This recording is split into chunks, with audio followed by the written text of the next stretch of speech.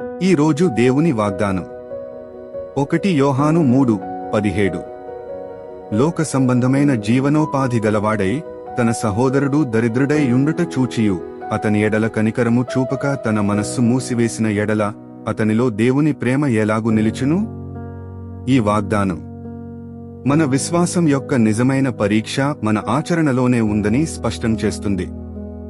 ఒక వ్యక్తికి ఈ లోకంలో బ్రతకడానికి సరిపడా ధనం, వస్తువులు లేదా వనరులు ఉన్నప్పుడు తన తోటి సహోదరుడు, సహవిశ్వాసి లేదా అవసరంలో ఉన్న మనిషి కష్టంలో, దారిద్ర్యంలో లేదా ఆకలిలో ఉండటాన్ని చూసినా, గమనించినా వారికి సహాయం చేయాలనే కనికరం లేకుండా మనస్సును మొండిగా మూసివేస్తే అటువంటి వ్యక్తిలో దేవుని ప్రేమ నిలిచే అవకాశం లేదని యోహాను సూటిగా ప్రశ్నిస్తున్నాడు.